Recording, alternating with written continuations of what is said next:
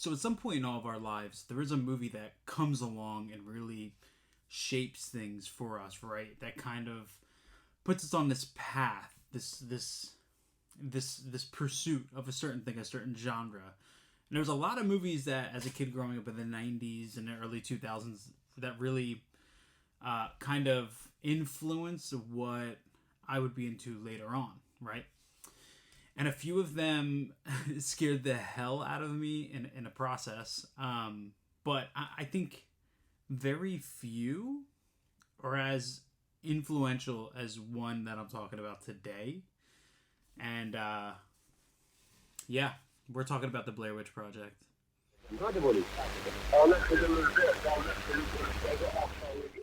So I feel like in order for me to talk about the Blair Witch Project in an accurate way, I need to give a little bit of history on what the movie means to me and kind of where I was at a time when this movie kind of came in and kind of ruined my life a little bit, I would say.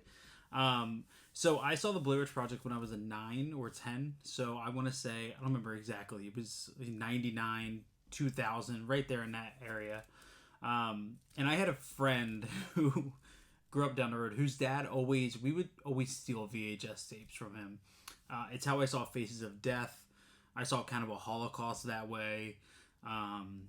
What else at that time did I kind of discover? A bunch of really crazy, like, grindhouse stuff that we should not have been watching at the age that we were. But when you're a kid, you're not listening to your parents, right? So we would go in and we would steal these tapes and we would watch them. And one of the ones that we were allowed to watch was the Blair Witch Project. Now, at that time, because I imagine if anybody younger is watching this, you see, like, we weren't really too heavily influenced by what we saw online as much. And the Blair Witch Project came along at a time that was very disruptive to everything. I mean, it changed marketing in Hollywood forever. Forever influenced it. It totally changed the game. And we weren't as keen on the marketing then, with putting out the story that this tape was found and 3 people were missing and this tape is the clue to trying to find it. We weren't as keen on that. We just looked at the cover, we saw the stick figure, and we were like, ooh, this looks scary. So I remember, it's weird how we recall certain memories at certain points in our lives, and I remember watching this on one of the TVs with the VHS player attached to it at the bottom with the VCR. And I grew up in an area heavily wooded. We spent most of our childhood in the woods. We walked through the woods to get to school, to get to friends' houses. We would play around the creek. There was this old brick building that had fallen down the woods of the structure. We would go back there and hang out and play. And if you had at that time knocked me out and put me in any part of those woods, I could wake up and tell you how to get home. That's how much we were there. So to watch the Blair Witch Project, it hit really, really close to our lives in a way. And there was this interesting blur of the line between fiction and real life, because most of this movie being shot on high 8 was what we watched our home videos on that our parents made. So we were so used to seeing at that time, we would watch videos with our parents from the 90s. It was shot on high 8, shot on those camcorders. So it was so unbelievably real and relevant to our lives, right? And the movie really, up until now, even anytime I step foot in the woods, it's like the log truck in Final Destination 2. If I am behind a log truck, I'm thinking of that movie. If I'm in the woods, I'm thinking about Blair Witch Project. And that moment in time, watching this movie, that forever scarred me. I didn't go into woods for months. And when I did go into woods, you bet your ass when it got closer to dusk, I was out of there, right? I was not playing around. So now to be 2024, we're rounding it out. A lot of controversy has kind of come out around maybe some unpaid actors and actresses, some unpaid producers, just a lot of stuff around the Blair Witch Project. And then there was this bombshell that this movie was never what we intended it to be. Until now. And until Second Sight put this guy out, which just came out a couple of days ago. And what this is not a 4K. We don't need a 4K of Blair Witch. I don't even want to hear it. This is a Blu-ray release. So I do want to say, it's region B locked. So if you do not have a region free player, this will not play for you. But this is a box set put out by Second Sight. This is the second release of this movie to come out in the last couple of weeks. Imprint, a label that I love, that I collect, that I admire very dearly, put out a double box set that contained Blair Witch 2, Book of Shadows. But with this release in particular, there was something extra special. This is the first time ever that we're getting the festival cut of the movie, and we're getting a full restoration that is approved by producers and directors, right? There were 2 directors on this movie. So the festival cut was always rumored for a long time. That was a cut that was shown at Sundance, back at the movie's premiere. It was rumored for a long time, and it was available on bootlegs and stuff like that. I had never seen it. It's only 7 minutes longer than the theatrical cut. But in my opinion, I think it's 7 good minutes that belong back in the movie. And either way, it doesn't matter what you think of the footage. If that's the intended cut, that's the intended cut. But also, for the first time ever, this movie has been restored properly. So it looks and it feels the way it's supposed to feel. It's supposed to look. This was a full restoration. The High 8 film was restored. I don't know how much you can truly restore a High 8 film, but the 16mm was also restored in this. And we'll go over everything in this box set, but revisiting this, I was a little bit... what's the word I'm looking for? Skeptical, maybe, because it's kind of like the argument that a lot of people make of like, oh, old movies are supposed to look old, right? Like this was shot on High 8, shot on 16mm. It's supposed to look a certain way, and I 100% agree with that.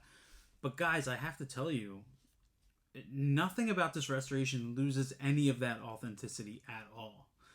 You're still getting an incredibly authentic look out of this box set, out of this Blu-ray, because the movie is shot 2 different ways. You have the High 8 film that's being shot from Heather, the director, from her personal High 8 camera that she's filming. So it's kind of like the behind the scenes stuff. I guess it's what the majority of the movie is showing. To me, that's the POV we're following. But then we also see the 16mm stock that they're using to film the actual documentary with. So you're seeing this change up in footage, and the 16mm footage we're seeing is in black and white, and it looks really, really, really good. Like it looks authentic. It looks clean, sharper than I've ever seen it look, right? But the High 8 footage also looks good. The coloring looks great. Because I saw a lot of concern about how could you possibly make this look any better? This movie is not made to look a certain way, and I would agree to a point. So I'm shocked to even be talking positively about a restoration on the Blair Witch Project, because it does look so good. But for Second Sight to go as far as they did with restoring this, getting the producers involved, getting the directors involved, building this box set and putting out a release that is so like just so authentic to what this was intended to be, in my opinion, this release it's a contender for me for one of my favorites of the year, just from the love poured into this from Second Sight and bringing this movie back to a relevant state and to a point where it looks better than ever, to where the filmmakers can actually feel even more proud of what they accomplished with this movie. And bonus features wise, that's my favorite part here. So you have 2 discs in this. You have the first Blu-ray, which is the movie, and it does contain the restored festival cut as well as the theatrical cut. So if you're not interested in seeing the festival cut, you can watch the theatrical cut too. Disc 2 contains a 2.5 hour long making of documentary. 2.5 hours. It's more than double the runtime of the movie, which was crazy. And it was made for this release. So this was by Second Sight Films, made for this release. It goes exhaustingly in depth, everything from pre-production through post-production, through some of the controversy, pretty much up until this release coming to fruition. There's a video essay in here. There's some other archival stuff in here as well, like really jammed to the gills, right? As much as you possibly can. The documentary alone, in my opinion, is worth the $45 that you're going to pay for this box set. Anyway, if you're somebody like me. But let's look at this box and kind of see what's going on here, because there's some extras in here too. So Second Sight Films out of the UK, they always do a rockin' job with their packaging. This thing is thick boy. I put it on my Instagram. I was shocked at how thick this was. But here is your packaging. So there is your front cover, and then there's nothing on the back. We should have a plain back. Let's pop out everything in here. Here we go. Let's see what we got. There's some cool stuff in here. So of course you have your disc case. You flip this open. The second disc is in my player right now, but that flips open like that. We do have some art cards, which, like, you know, you get them. They're a nice bonus. Just kind of just looks like some newly commissioned artwork. Let's check these out anyway. So there you have, if it'll focus, let's cover up his face. The stick figure there. The story of the production designer and kind of the chaos of making that stick. The stick figure that's become now so popular is great. Basically, he built it and then showed it to, it was one of the directors. Oh my god, offhand, I'm forgetting his name. And he was basically like, yeah, it looks like a bundle of sticks tied together with yarn. It worked, right? It's become so iconic. Another piece of artwork there. There's your front cover. And then we have in black and white. There's that poster. I'm trying to cover both faces there. So that's awesome. 3 little art cards. Could do without them, but they're there. That's awesome.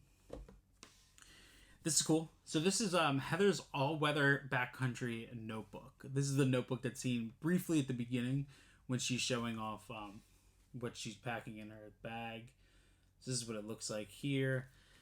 And this is actually really interesting. So this is the Blair Witch shooting location weekend. This is kind of a recreation of her notebook. And I mean, it kind of looks like this. So, and it's not too long. You got 40 pages. Yeah, just a nice little extra. I haven't read it yet, but nice little extra. Let's see. Frankincense. Angel, Gabriel.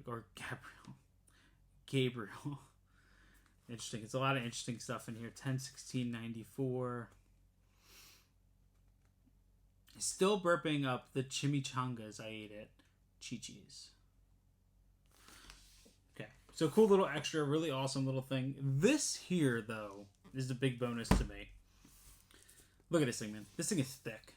Your hardbound book. Second Sight always hooks up. This thing here is, let's see if I can find the last page.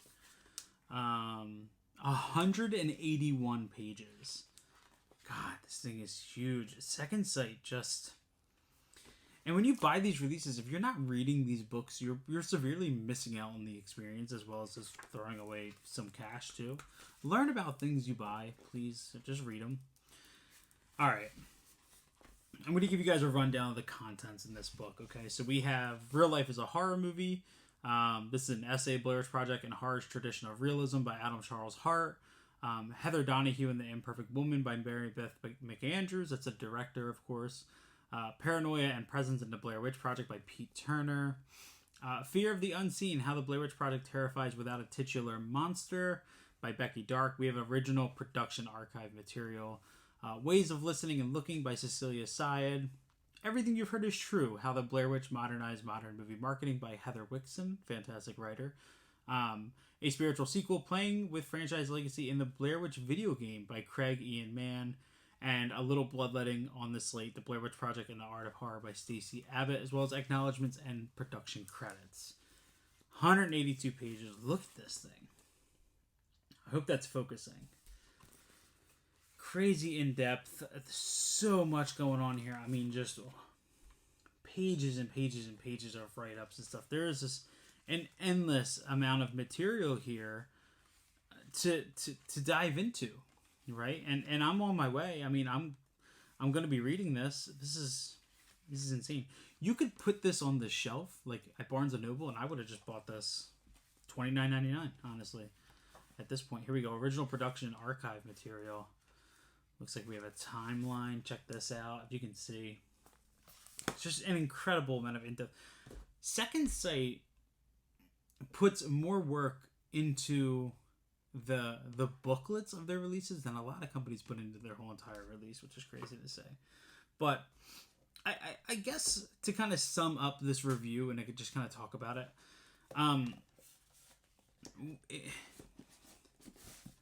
I said on my Instagram, I said, if you are not convinced yet of the importance of physical media, this is it.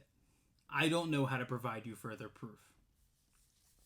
Imagine coming out of film school, putting your heart and soul, years of your life into making a movie, it taking off the way it did, it changing. I don't care what anybody says. I know a lot of people don't like the Blair Witch Project. This movie changed the horror industry. It changed the genre forever. It changed marketing forever. It's really hard to kind of argue at that point, especially if you were there and you kind of saw it happening and you saw where horror went from there. It's really, really tough to push off the impact that Blair Witch had on the genre. But to now, 2024, have this conversation and talk about this and have this in hand, and a company like Second Sight putting this much love into it and this much effort. Oh my God, it's a time to be alive, right? And it's so important that we are restoring these movies. Not us, but companies are restoring these movies and putting that effort in. And imagine you're that filmmaker who, gosh, 25 years after you put out this movie, are finally able to kind of take it back and make it look the way you intended. Because this movie was, in a way, sort of taken from them and played with a little bit. And they didn't like the way it looked. And there was all this, it's just all this stuff. You know, it didn't look the way they wanted it to because of the elements at the time and all this stuff, right? And now for them to sit down and look at this movie and say, hey, we love and we're very confident this is the way it should look 25 years later, for us to sit down and say, holy shit, this is the way it was supposed to look 25 years later, we're seeing that. It's incredible. And I don't know how else to share the importance and that value of physical media. So in my opinion, highest recommendation, Blair Witch Project by Second Sight. If you can still get your hands on this, there is a standard edition. It doesn't come with the books. It doesn't come with the art cards. I believe you still get the same discs though. Pick it up. Let's support companies like Second Sight doing this incredible work. Let's support movies and filmmakers getting the treatment and the recognition they deserve. Because Blair Witch Project changed things forever. It changed the landscape of horror for me and for a lot of other people in my age group forever at that time.